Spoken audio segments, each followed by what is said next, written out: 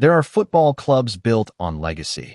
And then there's Inter Milan, a club whose DNA is soaked in glory, pain, and the relentless hunger for greatness.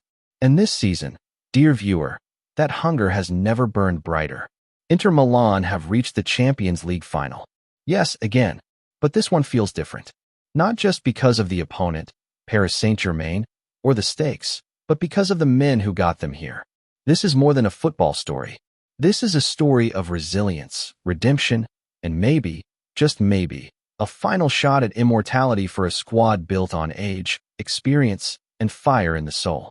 Let's talk about how Inter got here, why this campaign feels like destiny, and why this final might be the most emotional European night the club has seen since 2010. A season that started in the shadows. Let's wind the clock back to the start of the 2024-25 season. Inter Milan, still licking their wounds from a 1-0 loss to Manchester City in the 2023 Champions League final, faced questions, big ones. Was Simone Inzaghi the right man to lead this team into a new era? Could they compete with Europe's best without the financial muscle of the Premier League elite? In truth, not many believed Inter would even make it out of the group stage, not with an aging core and a growing list of injuries. But inside the dressing room, there was a different mood. It wasn't arrogance. It wasn't false hope. It was a quiet belief. A belief that experience could outlast exuberance. And so began the season. The rise of the veterans. What followed was one of the most improbable runs in recent memory. Francesco Acerbi, 36 years old, looked like a man reborn. Henrik Mkhitaryan, 35, not only dictated tempo, he controlled the narrative of every game he touched. Juan Cuadrado, Stefan de Vrij, Alexis Sanchez, named some considered past it, became the foundation of a side no one wanted to face. Inzaghi didn't just rely on them, he built around them. Inter became a war machine, not flashy, not wild, but precise. Surgical, cold-blooded. And what truly set them apart? Intelligence. Inter didn't run you off the pitch. They wore you down with positioning, anticipation, and composure. While Europe chased speed, Inzaghi's Inter chased wisdom. The Barcelona War. Every great Champions League run has that tie. That moment when the odds say no, and the team screams yes. For Inter, it was the semi-final clash with Barcelona. First leg at San Siro. Chaos. Goals. Drama. But Inter held their nerve, and the tie went to the second leg with all to play for. Then came the defining moment. Extra time. Legs gone. Tension through the roof. And up stepped Davide Fratesi. Not one of the veterans, but a young Italian soaked in the lessons of those veterans. He buried the chance. 4-3 on the night. 7-6 on aggregate. Madness. Magic. Milan. That goal didn't just send Inter to the final. It validated everything Inzaghi had built. A team that doesn't break. A team that doesn't blink. Inzaghi's masterclass. Let's give the man his due. Simone Inzaghi isn't Pep Guardiola. He doesn't dazzle with formations or dominate headlines. But what he does have: trust, discipline, tactical clarity. This season, he morphed Inter into the most tactically disciplined unit in Europe. A 3-5-2 that doesn't just defend, it controls.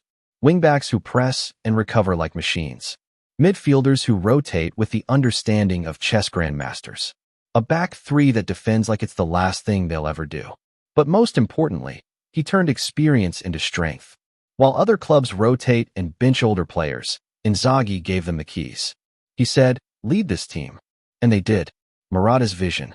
Behind every great team is a visionary. For Inter, it's Giuseppe Morata. He's not just a director, he's a craftsman. A man who understands that building a football club is more than just splashing money. He said it himself, the Champions League isn't won by the strongest team, but by the smartest. And this Inter side is exactly that. While others chased shiny new toys, Morata doubled down on experience. He signed players who understood suffering, players with a chip on their shoulder. And now, as they prepare for the biggest night in club football, that vision looks prophetic. The final chapter? So here we are. Inter Milan, PSG, Champions League final. Allianz Arena, Munich. It could be the last dance for many in this squad. Acerbi, Mkhitaryan, Sanchez, they're not here for the future. They're here for right now, for this shot at glory. But make no mistake, they're not just passengers. They're the engine. For players like Nicolo Barella, Alessandro Bottoni, Lautaro Martinez. This final is a chance to cement their names in club history. For Inzaghi, it's a shot at stepping out of his brother's shadow and claiming his place as one of Europe's elite tacticians.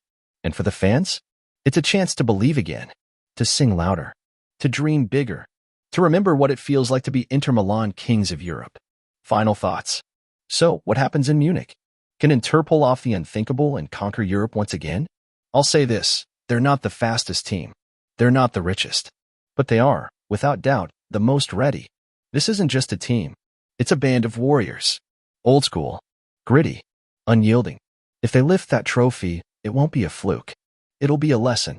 A lesson that in modern football, intelligence, heart, and experience still matter. So sit back. Take a deep breath. Because this is football in its purest form. And that's all from me today. If you enjoyed the story of Inter's incredible